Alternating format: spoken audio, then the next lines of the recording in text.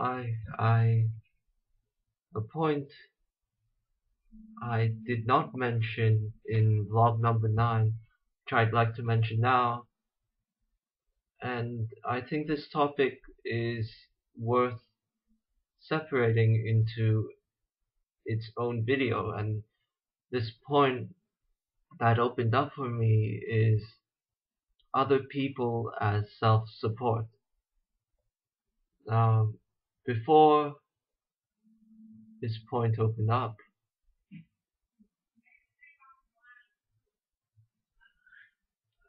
I was in the spirit of, so to speak, the spirit of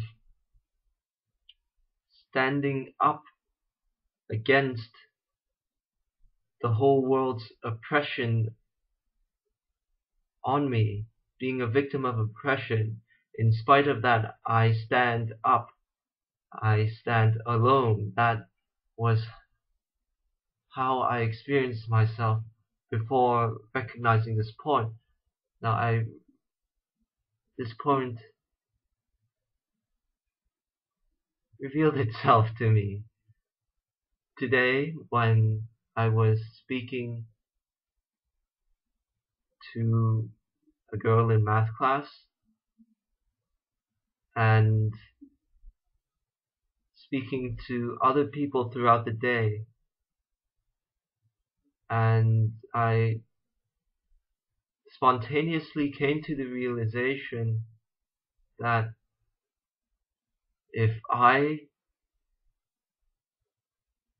withhold my own judgment and stop my own judgment of other people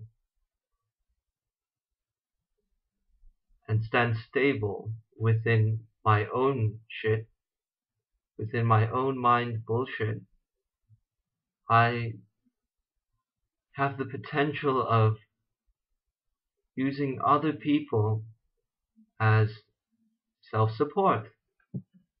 Now, how did I do this?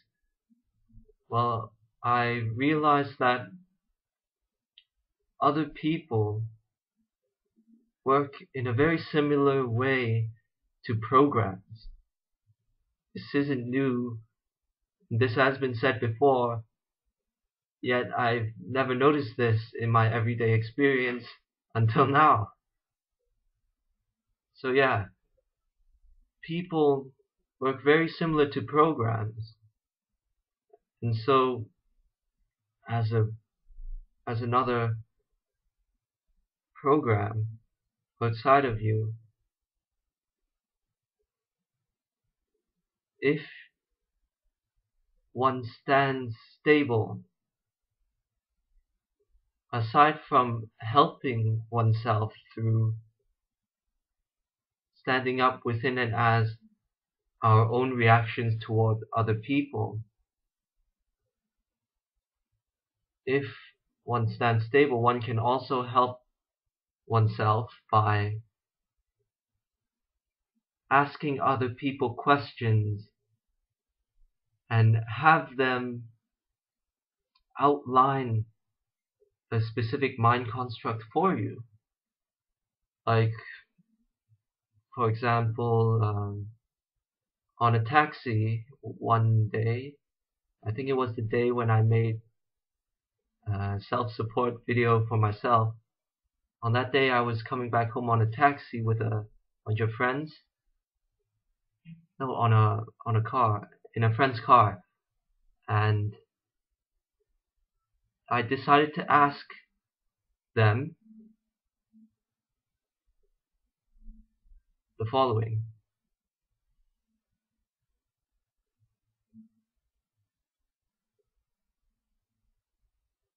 What do you think of people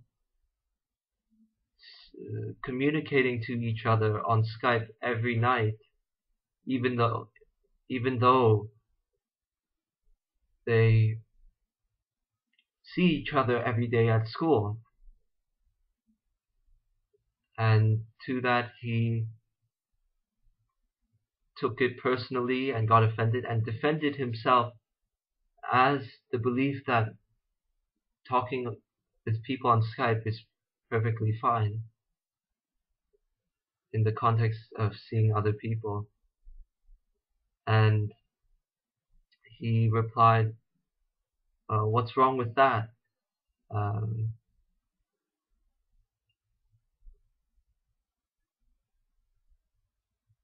it's like instant messaging. And before having this physical interaction with this other person, I imagined that friend to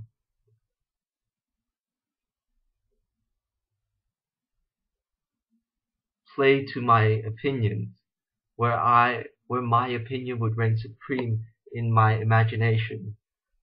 And I because I was thinking this and I noticed myself thinking it, I challenged it by testing it out in physical realities, which was the starting point of why I asked that question in the car to that friend.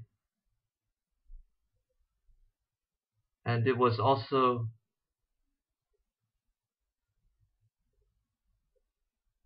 felt like an expansion when I realized that it was just like instant messaging.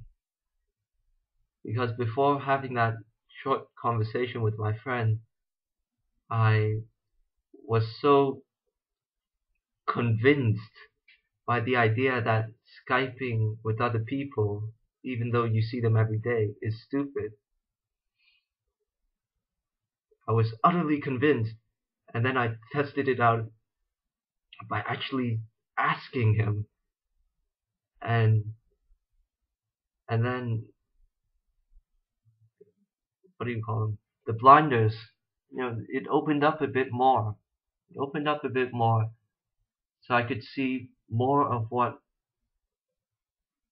this relationship slash popularity construct is all about, how it actually works, instead of judging it and saying it's bad. So that was a practical example of uh,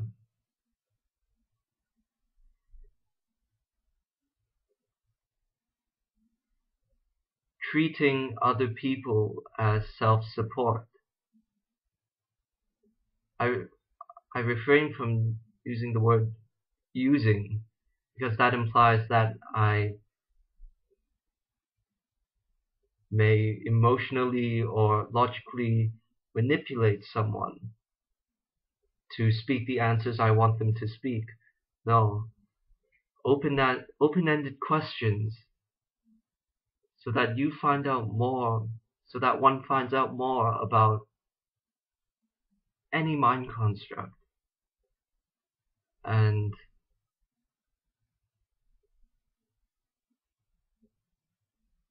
I'm gonna have fun with this. It's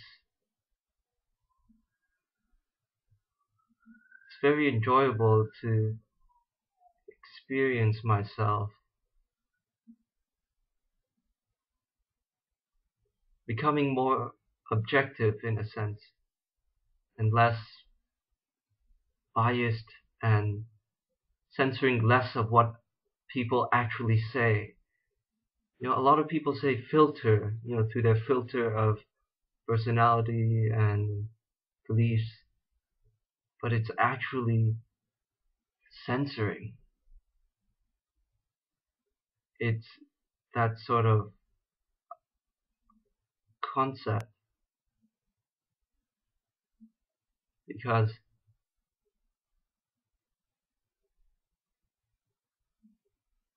often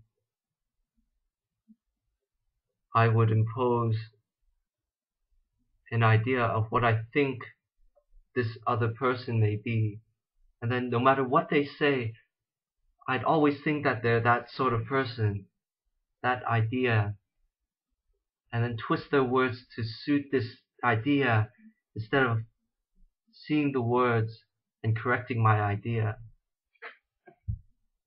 That's all I have to share. Thank you for watching.